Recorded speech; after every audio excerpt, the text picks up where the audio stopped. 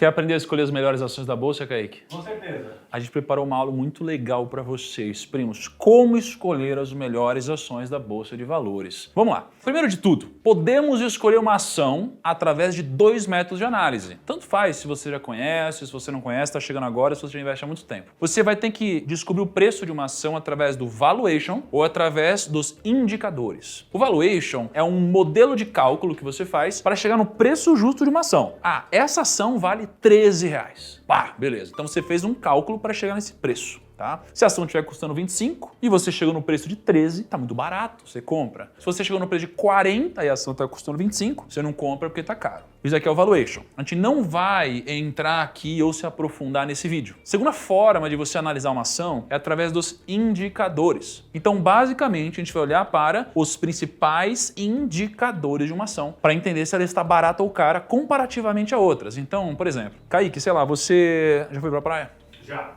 Pra onde você já foi pra praia, Kaique? Eu já fui pra Ubatuba. Você foi para Ubatuba, muito conhecida pela chuva. Muito. Não é? Ubatuba. Uba-chuva. Então você está chegando lá, aí você olha para o céu está cinza. Isso indica o quê? Que vai chover. Mas garante? Não. Não garante, não é? Porque lá também já curti muita praia nublada em Ubatuba. Nublada. Aí você pega, você tá em casa ali, em Ubatuba, aí você pede uma comidinha no aplicativo. Aí você vê aquela foto maravilhosa, restaurante 5 estrelas, nem sei se é 5 estrelas no aplicativo, mas tem uma estrelinha lá. Aí você tem vários dinheirinhos, porque é muito caro o restaurante. Isso aqui indica o quê? Incrível o lugar, né? Que a comida é incrível, vai ser ótimo. Aí chega, aí às vezes demora na entrega, pode chegar frio, então pode acontecer, não é? Então não garante que a comida vai vir incrível. Os indicadores, eles indicam uma possibilidade. Então, se você vai escolher uma ação, e essa ação, ela indica está crescendo muito, indica está muito barata, várias coisas como essas, elas indicam que pode ser um bom negócio comprar, mas elas não garantem. Então você vai ter que olhar para vários indicadores juntos. Eu vou te apresentar alguns dos principais deles. Então, por que você deve analisar os indicadores das ações da bolsa? Porque eles vão te dar um cheiro de se é um bom negócio você colocar o seu dinheiro lá ou não. E eu vou dizer para vocês que eu já ganhei muito dinheiro fazendo esse tipo de análise.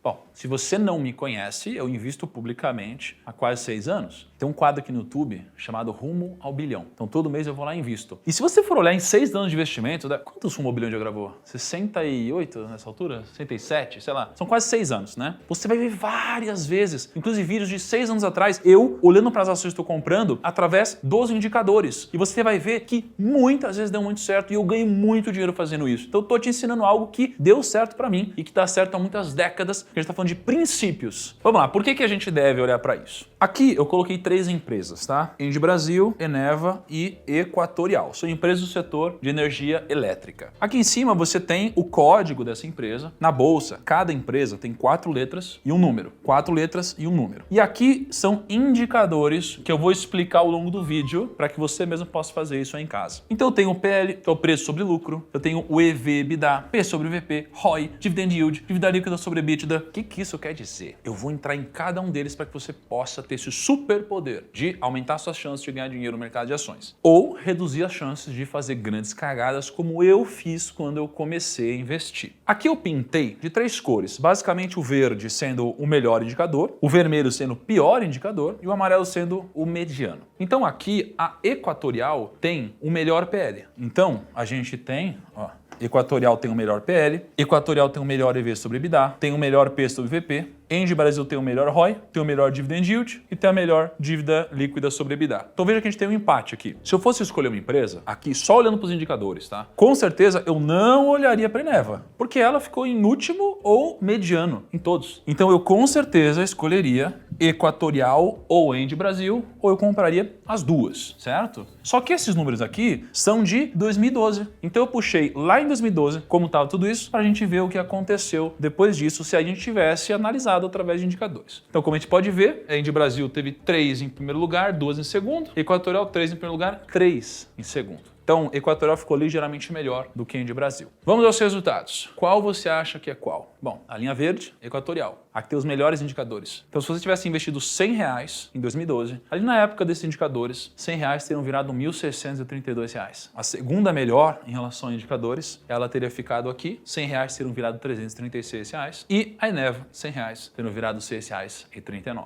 Então, eu peguei os indicadores de 2012, olhando para eles, se a gente tivesse escolhido investimentos com base nisso, o que teria acontecido? Isso. Ah, Thiago, mas isso é uma garantia de resultado? Jamais. Você nunca vai ouvir isso aqui no canal. Isso tudo indica, assim como o céu cinza em Ubatuba, certo? Vamos lá. O que a gente deve olhar então num negócio? Kai, o que a gente quer numa empresa? Ela seja saudável.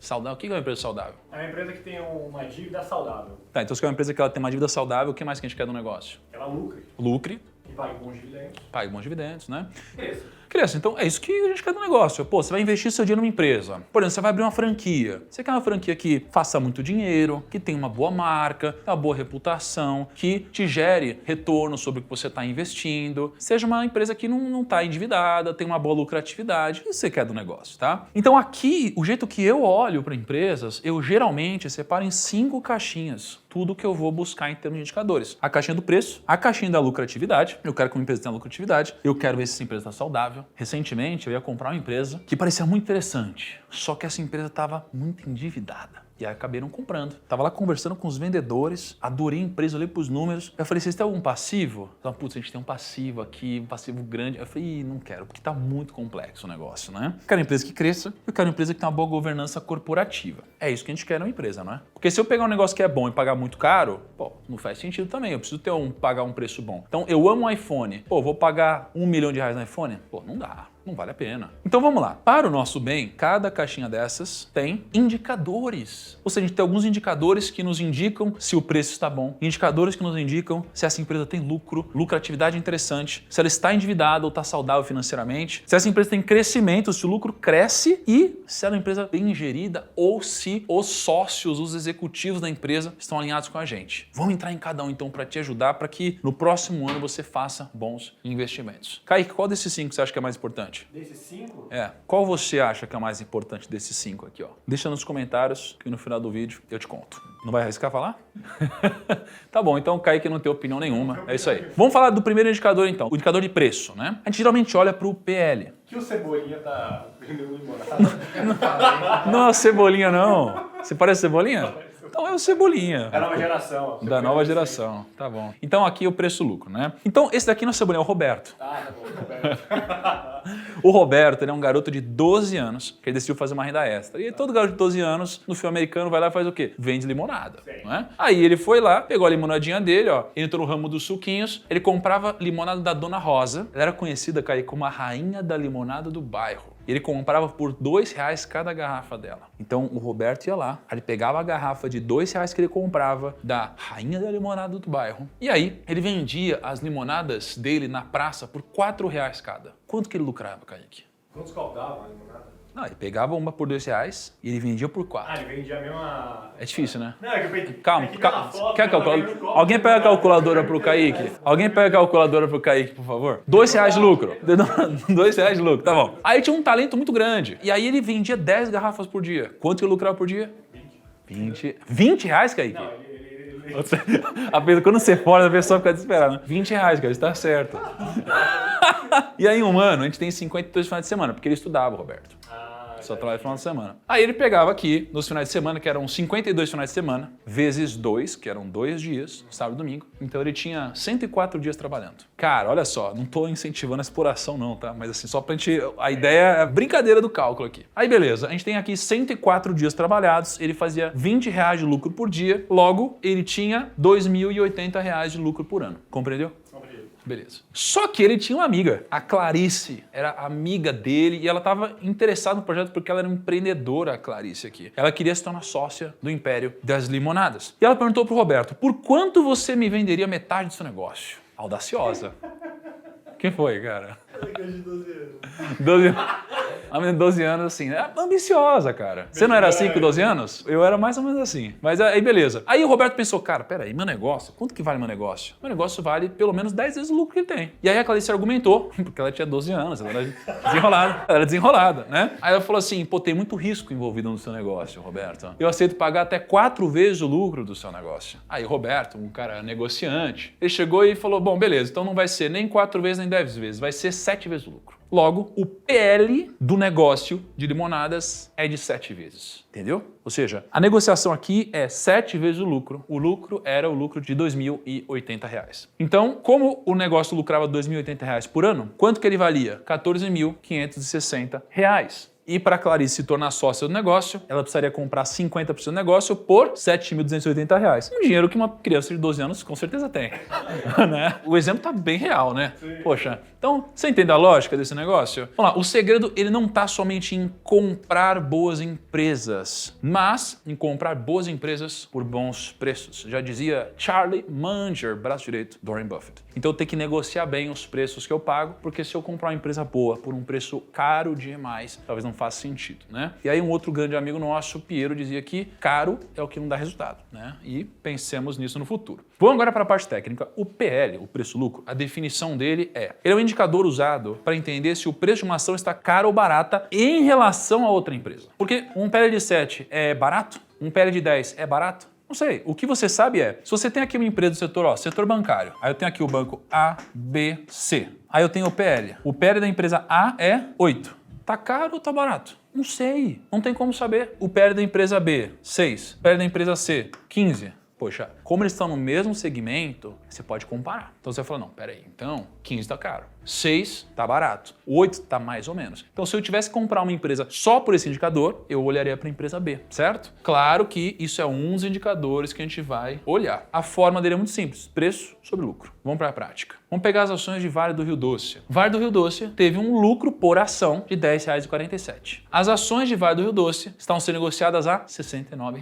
Significa que, para cada uma ação de R$ 69 que eu tenho, essa ação tem um lucro de R$ 10,47. Aí eu vou para a fórmula. PL, que é o preço sobre lucro. Então 69 sobre 10,47 dá 6,59. Então o PL de Vale do Rio Doce é 6,59. Entendeu? Esse é um dos indicadores que a gente olha. Ou seja, se eu comprar uma ação de Vale, significa que o que eu paguei volta através do lucro em 6 anos e meio. Legal isso, né? Se o PL fosse 10, eu receberia o que eu paguei em 10 anos através do lucro. Então, quanto menor o PL, melhor. Agora vamos para o próximo indicador. Preço sobre valor patrimonial. Preço sobre valor patrimonial é basicamente a razão entre o valor contábil da empresa e o quanto ela vale hoje. Então, imagine o seguinte. Vamos pensar comigo aqui, Kaique. Você edita vídeos. Claro. Não é? E aí você pega e conhece um grupo de 3 pessoas da faculdade que editam vídeos. E essas pessoas, elas têm um computador cada uma. Cada computador de edição de vídeo custa quanto? R$10.000. R$10.000. Então, eles têm 3 computadores e uma máquina de café. Então a gente tem aqui R$31.000. Só que esse negócio de edição de vídeo é um negócio bacana. Aí chega alguém aqui e fala, eu gostei da empresa de vocês, meninos. Eu quero virar sócio de vocês. Aí os meninos falam assim, fechado. Agora entra no preço. Aí o cara fala assim, eu quero comprar metade da empresa de vocês por R$10.000. Por quanto que ele está comprando a empresa dos meninos? R$10.000 por metade da empresa. Tá levando muito bem. Só o preço do ativo é 30. Então, mas se ele está pagando 10 mil por metade, ele está avaliando a empresa em 20 mil. Só que só de computador a empresa tem 30 mil. E mais de máquina de café tem mais 1.000. Então ele está pagando o valuation de 20 mil reais numa empresa que só de ativos ela tem 31 mil reais. Concorda que é um bom negócio? Ele está pagando menos do que a empresa vale só de ativo, fora o que a empresa gera de resultado. Então, um preço sobre valor patrimonial, se ele estivesse pagando 31 mil na empresa, o preço sobre valor patrimonial seria 1. Justo. Se ele está pagando menos do que 1, pô, tá vendo um baita negócio. Então a lógica do preço sobre valor patrimonial é você fazer um bom negócio. Quanto menor, melhor. Então vamos pegar um exemplo real aqui. Eletrobras, valor patrimonial por ação, R$48. Então se você pegar todo o patrimônio da Eletrobras, ele está avaliado em R$48,29. Só que o preço da Eletrobras na bolsa está em R$34,84. Uai, se a forma é preço sobre valor patrimonial, 34 aqui ó, sobre 48,29, logo o preço sobre valor patrimonial é 0,72. Então imagina o seguinte, Kaique, se o valor patrimonial por ação, que era R$48, ele fosse R$100 e eu continuasse pagando o mesmo preço na ação, R$34, é melhor ou pior para mim? É melhor. É melhor. Porque eu estou pagando a mesma coisa por algo que vale muito mais. Agora, o valor patrimonial é 48. Vamos supor que o preço da ação está R$100. Piorou ou melhorou? Piorou. Piorou. Porque eu estou pagando mais do que o valor patrimonial. Não significa que não vale a pena, porque a empresa tem a geração de caixa dela que é importante. Mas se eu fosse olhar só sobre a ótica de ativos, poxa, é melhor quanto mais baixo eu pago o preço sobre valor patrimonial. Vamos lá. Dividend Yield. Dividend Yield é o din-din, é a parcela do lucro que a empresa vai distribuir por ação que você tem. Então, o Dividend Yield é o indicador que mede a quantidade de lucro líquido que é distribuído para o acionista. Quanto mais lucro que vem para o seu bolso, melhor, certo? Então vamos lá. Vamos olhar aqui para a Transmissão Paulista, TRPL4. Olha só, aqui você tem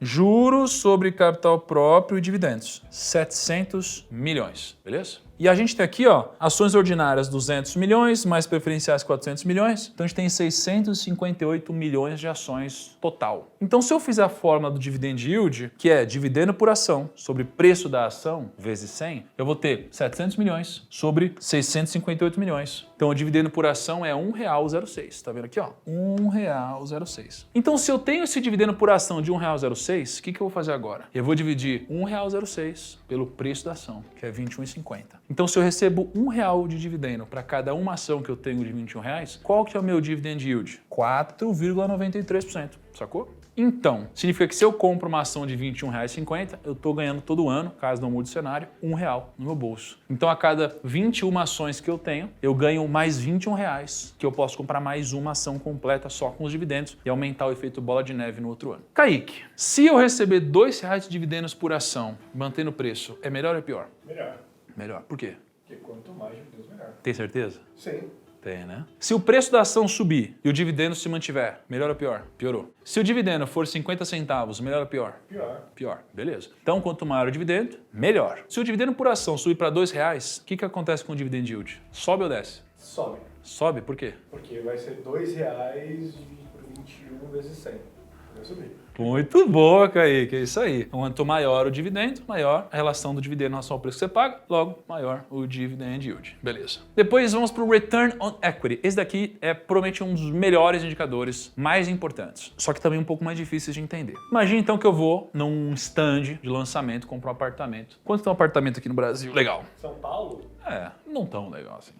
700 mil, vai. 700 mil. Aí eu vou lá no lançamento e aí o brasileiro não tem grana para comprar à vista, né? Então eu dou uma entrada de 30%. 7, 14, 21, então 210 mil. Então eu dou uma entrada de 210 mil. E aí eu financio o restante porque eu não tenho dinheiro. Então eu vou financiar 490 mil. Se você pergunta para alguém que comprou esse apartamento aqui, quanto de patrimônio você tem? O que a pessoa responde? Valor cheio. Tenho 700 mil. Mas ela tem 700 mil? Porque olha só, isso aqui é o ativo que ela tem, certo? Mas isso aqui é o passivo que ela tem. Então a pessoa deveria, obviamente, responder o seguinte: eu tenho hoje um patrimônio líquido de 700 mil menos 490 mil. Logo, o meu patrimônio líquido, que a gente chama de PL, é de 210 mil.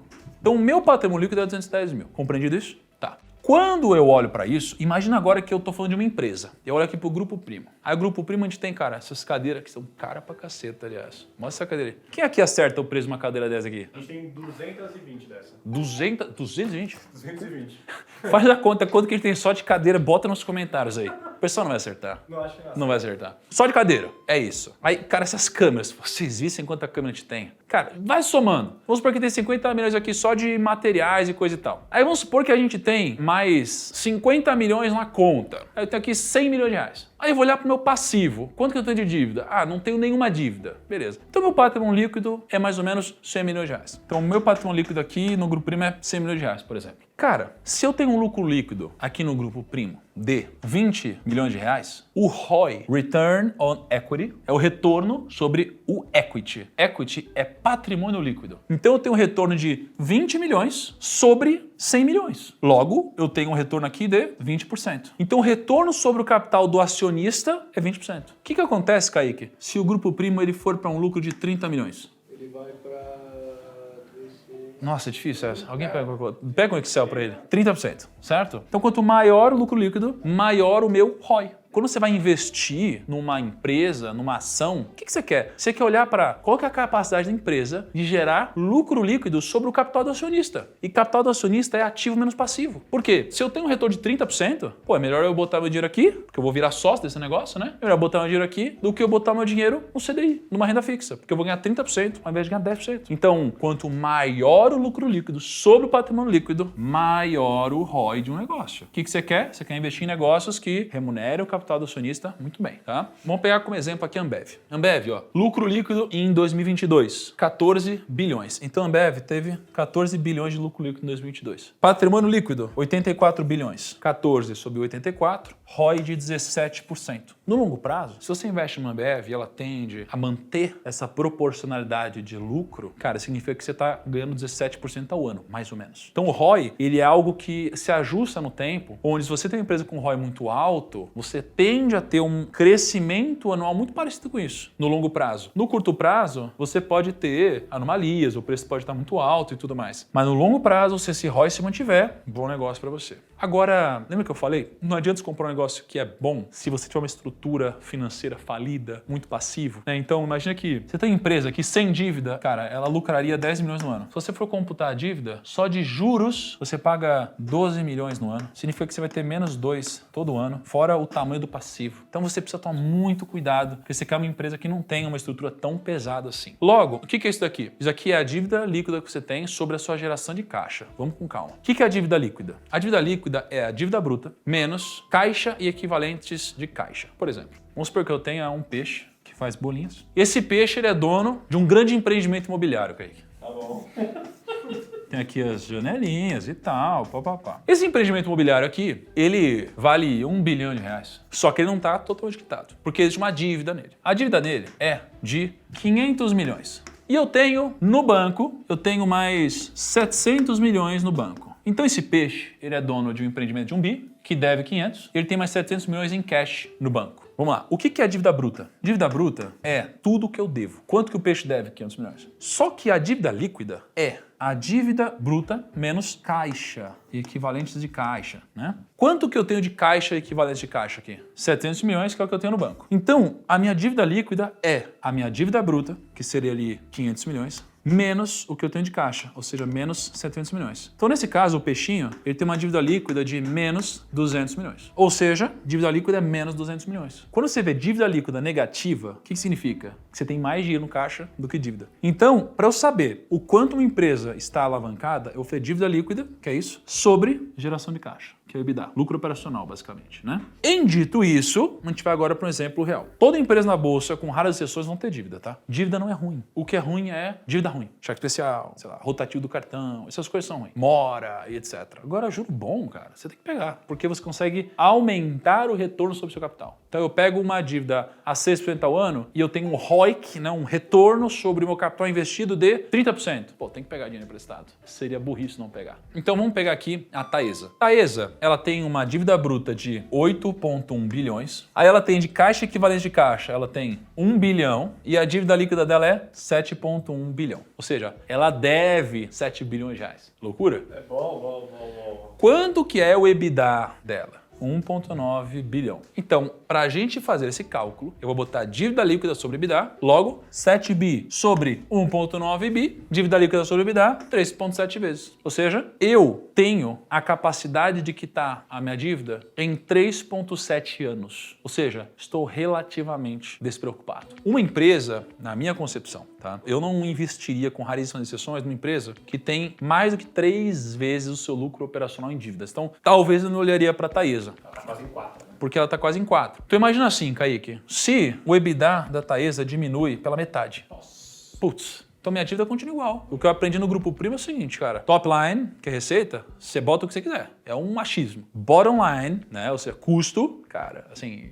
O que você botar é garantia que você vai gastar. Então, numa empresa, se você bota o resultado que você acha que você vai atingir, não é certeza que vai acontecer, mas o custo é. Porque se você garantiu com contratação de pessoa, ferramenta, etc. Por isso que é tão complicado essa relação. O mundo é muito incerto. Então, se por acaso a EBITDA diminuir pela metade, cara, aí você vai fazer 7 bi sobre mais ou menos 1 bi. Aí a relação de dívida líquida sobre EBITDA vai ser 7 vezes. Aí meu coração vai ficar machucado, né? Então, é claro que existem casos e casos, né? Mas quanto menor essa relação, melhor. Aí, Thiago, e se esse indicador ficar negativo? Isso pode indicar que a empresa tem mais caixa que dívida. Porque lembra, se a dívida líquida der negativa, é porque eu tenho mais caixa. Então, se eu tiver menos 100 sobre um número positivo qualquer, o número vai dar negativo. Significa que eu tenho mais caixa. Para empresa de tecnologia é mais difícil aí, né? É mais difícil. Então, isso é muito legal que o Kaique falou. Nem todos os indicadores são recomendados de serem utilizados em todos os setores. Tecnologia, às vezes, tem pouco ativo. E aí, cara, como você vai ver o retorno sobre o valor patrimonial? Difícil, né? O Grupo Primo mesmo tem uma relação diferente de geração de caixa pelo nosso ativo. E aí, CAGR lucro. O que é o CAGR lucro? É crescimento. Você quer uma empresa que cresça. É isso que você quer. Você quer uma empresa que cresça para que ela deixe seus resultados cada vez melhores. Kager lucra assim, ó. Pega a Movida, por exemplo, empresa de aluguel de carros, que inclusive eu tenho na carteira do 1 bilhão. Em 2022, o lucro líquido dela foi de 556 milhões. O lucro líquido dela em 2018 foi de 159 milhões. Então, vamos lá. Eu tenho aqui 4 períodos, tá? Final de 2018 para 2019, 2020, 2021, 2022. Então, eu vou fazer 556 milhões sobre o valor inicial elevado a 1 sobre 4, tá? 1 sobre 4. Menos 1. Isso aqui vai dar um valor de mais ou menos 36%. Significa que essa empresa cresceu num juro composto anual de 36%. Então, todo ano ela cresceu 36%. CAGR é Compound Annual Growth Rate. Composto anual crescimento taxa. Então, é o crescimento composto anual de taxa. De 36% ao ano, mais ou menos. Você quer uma empresa que tem um CAGR alto. Porque, às vezes, se você vai olhar para o PL, e o PL vai parecer muito caro. Só que você tem que olhar para quanto essa empresa cresce. Porque é melhor uma empresa com um PL um pouquinho mais caro, que cresce muito, ou uma empresa com um PL muito baixo, que não cresce. Depende do seu horizonte de tempo. E aqui tem uma coisa muito interessante, que é o seguinte. Imagina que você vai investir numa ação que é listada na bolsa. E aí você pode perguntar para o CEO dessa empresa se ele está comprando ou vendendo ações da própria companhia. Importante. Isso é legal. Agora imagina se ele não pudesse mentir, Kaique.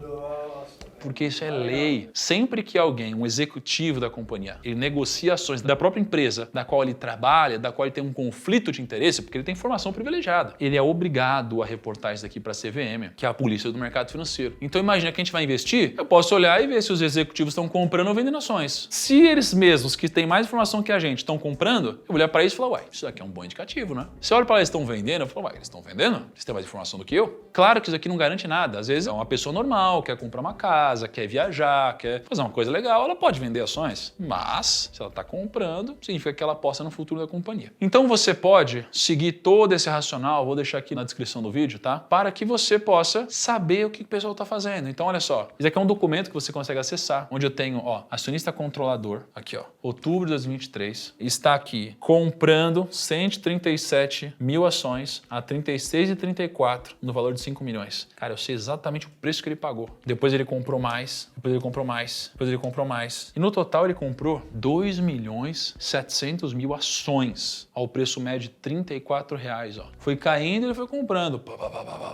E desembolsou aqui uma baita grana, muita grana. Então, não deixem de consultar se os acionistas, controladores, né, os executivos estão comprando ou vendendo ações. Não basta analisar indicadores isoladamente e não basta analisar indicadores de empresas sem compará-las entre si. Então, para a gente finalizar um estudo de caso, eu peguei aqui 3 empresas, Copasa, Sabesp e Sanepar. Então, eu peguei os indicadores que a gente passou hoje. Então, se eu fosse olhar para isso, basicamente, Copasa tem 4 indicadores em primeiro lugar, 2 em segundo. Sabesp está em último em quase tudo. Então, se a gente fosse escolher alguma ação, a gente, obviamente, isso daqui não garante nada, mas eu iria me aprofundar na análise em Copasa e depois em Sanepar. Sabesp eu deixaria por último. Então, PL quanto menor, melhor. Dividend yield quanto maior, melhor. PSOVP quanto menor, melhor. Retorno sobre o capital do acionista, o ROI, quanto maior, melhor. Dívida líquida sobre EBITDA, quanto menor, melhor. Lembrando de que pode ser negativo. E o CAGR lucro, quanto maior, melhor. Então, os indicadores, como o próprio nome diz, indicam, não determinam. E cuidado ao levá-los ao pé da letra. E fica aqui, meu muito obrigado pela sua audiência nesse vídeo. Espero que tenha te ajudado a tomar melhores decisões daqui para frente. E aqui eu deixo 2 convites para você. Primeiro, você pode ver todos esses indicadores aqui no site que eu vou deixar aqui embaixo na descrição. Então já está tudo automático para você e cabe a você se aprofundar um pouquinho mais depois. E eu também vou deixar um link aqui embaixo, caso você queira ajuda de algum consultor de investimentos do grupo da nossa consultoria de investimentos chamada Portfel. A vida dos caras é se aprofundar em tudo isso. A gente tem uma equipe de análise aqui dentro que faz tudo isso num grau de profundidade muito maior. Então, se você quiser confiar em nós para sermos seu consultor de investimentos, te ajudar com os seus investimentos, seu dinheiro, clica aqui embaixo. Um consultor de investimentos vai entrar em contato com você se você se enquadrar no nosso perfil de cliente, tá bom? Grande abraço, até o próximo vídeo e tchau!